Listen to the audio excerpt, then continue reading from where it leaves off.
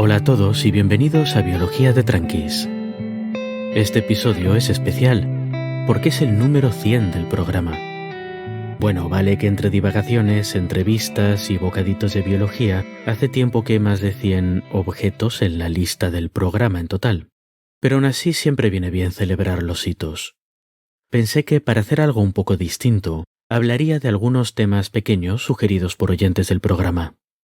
Podría decirse que esto técnicamente convierte a este episodio en uno de bocaditos, y que por tanto no es de verdad el número 100.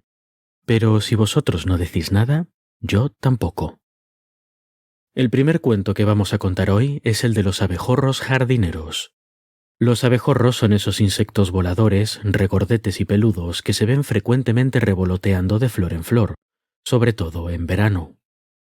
Como su nombre, comportamiento y aspecto pueden sugerir, los abejorros están emparentados con las abejas.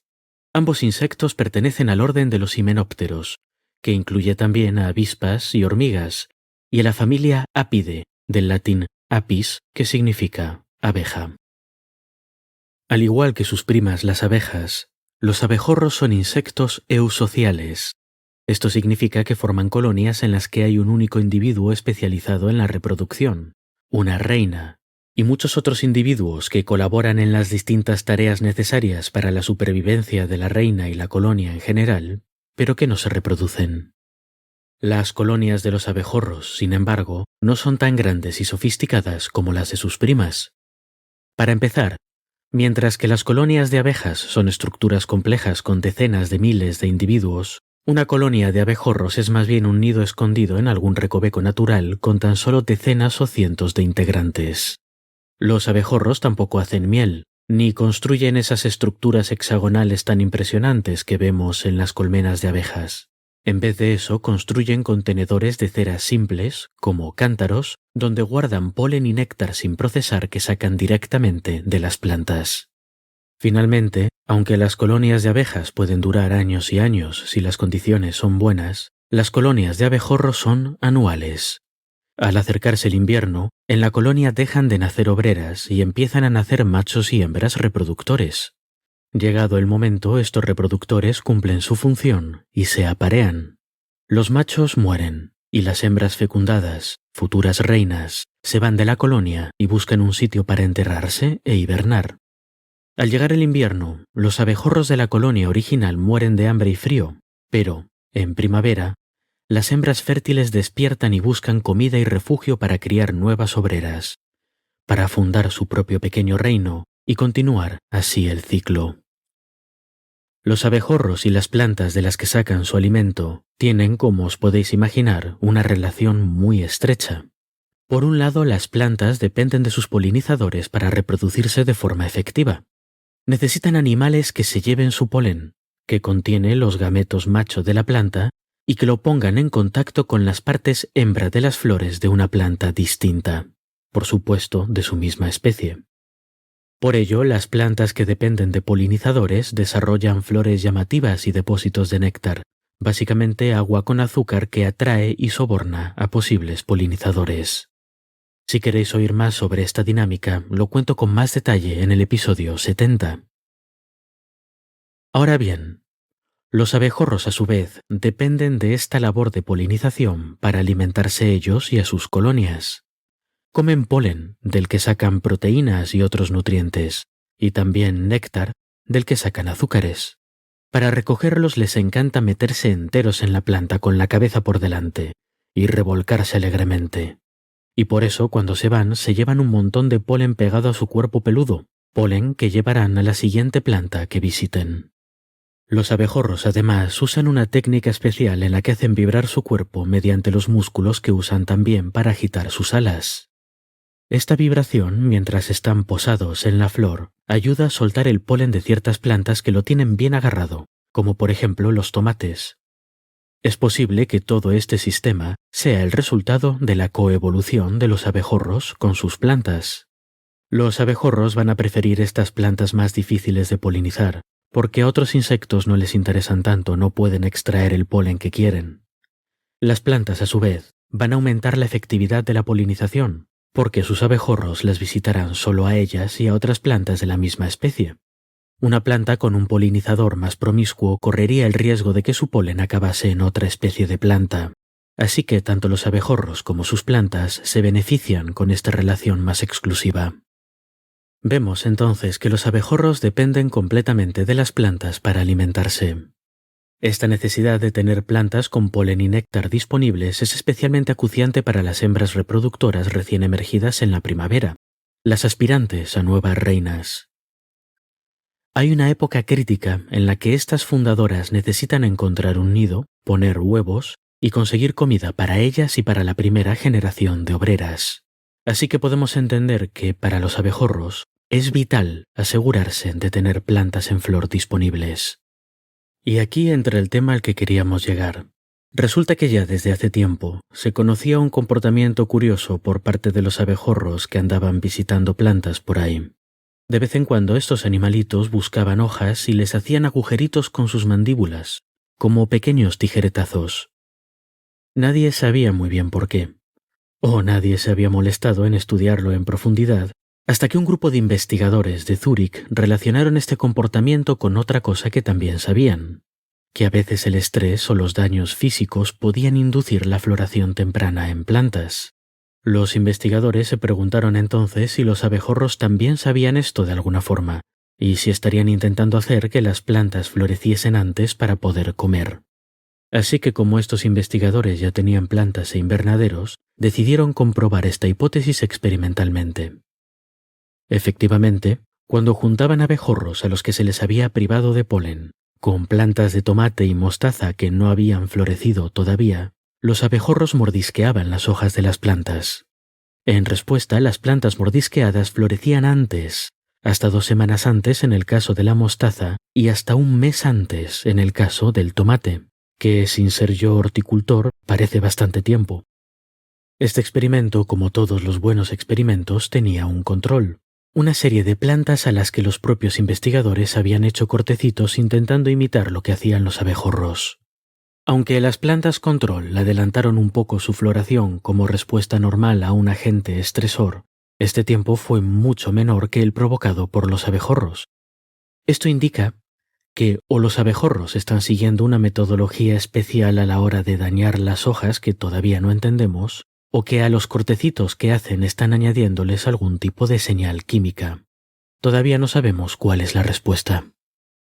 Estos resultados fueron replicados recientemente usando reinas novatas en vez de obreras, con resultados parecidos. Lógico si tenemos en cuenta lo que dijimos antes, que el periodo en el que se funda la colonia es muy crítico y que por tanto una mala coordinación temporal entre la salida de las reinas de su hibernación y la floración de las plantas cercanas es una auténtica catástrofe. Esta técnica secreta de los abejorros es una prueba de una relación estrechísima entre ellos y las plantas que polinizan, y al igual que la polinización por vibración, de la que hablamos antes, es el resultado de muchísimo tiempo de coevolución entre ambas especies, de adaptación de una a la otra. Puede que este diálogo constante entre las plantas con flor y sus polinizadores sea el origen de la rapidísima diversificación de las primeras, el abominable misterio que traía de cabeza al pobre Darwin, pero que cada día es un poco menos misterio y mucho menos abominable. El segundo cuento que vamos a contar hoy es el de los nematodos ancestrales. La vida suele ser más extraña de lo que pensamos, siempre nos sorprende. Esta es una consecuencia de nuestra tendencia natural a tomarnos a nosotros mismos como referencia.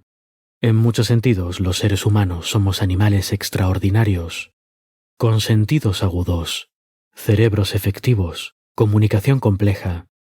Pero en otros aspectos somos muy aburridos. Genomas inflexibles, metabolismos limitados, y hablando de lo que nos ocupa hoy, un abanico de ambientes habitables tirando a reducido. Muchos organismos más simples, menos extraordinarios que nosotros en muchos sentidos, tienen sus propios superpoderes.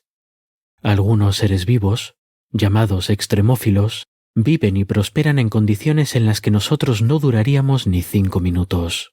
Altas temperaturas, bajas temperaturas, altas presiones, falta de oxígeno, pHs muy altos o muy bajos, salinidades elevadas, etc. Otros organismos no son tan duros, y no es que prosperen en condiciones extremas, pero sí que son muy resistentes, y tienen la capacidad de resistir los malos tiempos entrando en un estado de animación suspendida. Este proceso, llamado criptobiosis, o vida escondida, para completamente el metabolismo del organismo, o lo reduce a niveles indetectables.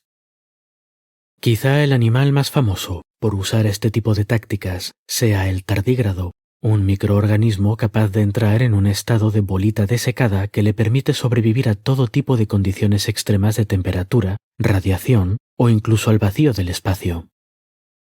Pero además de los tardígrados, otros animales son capaces de hacer trucos parecidos, como por ejemplo nuestros protagonistas de hoy, los nematodos. Los nematodos son un grupo de animales con forma de gusano muy pequeñitos, de menos de 3 milímetros, pero con muchísimo éxito. Podemos encontrar nematodos en prácticamente todos los ecosistemas, desde la tundra a los trópicos, a las profundidades de la corteza terrestre o a las grandes fosas oceánicas. Para hacernos una idea, de cada 5 animales sobre la Tierra, 4 son nematodos. Están en absolutamente todas partes, aguantan todo lo que se les eche, y hasta tienen protagonismo en el laboratorio. Caenorhabditis elegans, o la gusana elegante como la llamamos en este programa, es uno de los principales modelos de experimentación que se usan para investigar los secretos de la vida. Pero como decíamos, al igual que los tardígrados y otros animales diminutos, los nematodos son capaces de entrar en animación suspendida. En el caso de la gusana elegante, esto ocurre en cierto punto del desarrollo de la larva del animal.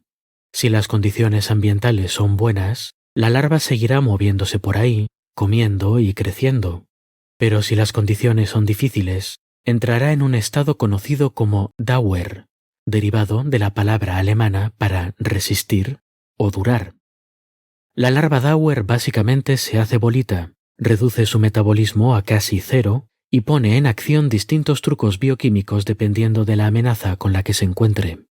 En el caso de que el problema sea que hay poca agua, por ejemplo, fabricará trealosa, un azúcar que sirve para fijar reversiblemente para sujetar la estructura de las membranas y proteínas y evitar que se desbaraten incluso si casi no hay agua. Este proceso también ayuda a las larvas a sobrevivir a ser congeladas, y es que por un lado el proceso de helarse incluye deshidratarse, ya que el hielo no sirve como disolvente de la misma forma que el agua. Por otro lado, la trealosa también impide la formación de cristales de hielo, que en condiciones normales destruirían células y tejidos. Esta es una capacidad impresionante que permite a estos nematodos sobrevivir varios ciclos de congelación y descongelación. Pero, ¿cuánto tiempo puede un organismo sobrevivir en este estado? Pues llegando al tema del que queríamos hablar, dejando aparte a las bacterias que están hechas de otra pasta, por ahora el récord está en 46.000 años. Esta es la edad en la que se dataron los restos de planta encontrados en una muestra de permafrost en Siberia. El permafrost, o suelo permanentemente helado, es exactamente eso. Un suelo que lleva muchísimos años expuesto a temperaturas en las que el agua está en forma sólida. Este hielo actúa como cemento, dejando el suelo muy duro e impracticable para cosas como la agricultura. Esta muestra de suelo en concreto fue tomada por científicos del Laboratorio de Criología del Suelo en Pushchino. ¿Pushchino? Algo así. Una ciudad en Rusia. Además de la materia vegetal, esta muestra contenía otros organismos que en su momento, cuando el clima era más cálido, vivían alegremente en el suelo, pero que cuando las temperaturas bajaron y el suelo se congelaron con él. Más allá de eso, ahí no vivía nada. Una vez congelado, ese suelo había quedado completamente estéril. El caso es que entre los organismos congelados se encontraron nematodos, aunque no eran de la misma especie que la gusana elegante y ni siquiera del mismo género, sí que parecían estar en un estado de animación suspendida parecido al de la larva Dauer que mencionábamos antes. Los científicos, que claramente no habían visto demasiadas pelis de terror, decidieron comprobar si algunos de estos nematodos estaban vivos todavía, e intentaron reanimarlos. Y efectivamente, algunos de estos nematodos volvieron a vivir, a moverse e incluso a reproducirse. Nadie murió de forma horrible, o al menos todavía no ha ocurrido, y los investigadores criaron estos nematodos para poder saber más de ellos. Cuando los analizaron genéticamente, vieron que estos animalitos compartían con la gusana elegante varios genes importantes de los que se usan para entrar en animación suspendida, incluidos los que codifican las proteínas que sintetizan la trealosa. La conclusión, como decíamos antes, es que la vida es más rara de lo que pensamos, más adaptable, más resistente. Estos animalitos aguantaron 46.000 años congelados, hechos pelotita, enterrados en el suelo en uno de los lugares más remotos y hostiles del planeta, y ahora son hasta famosos.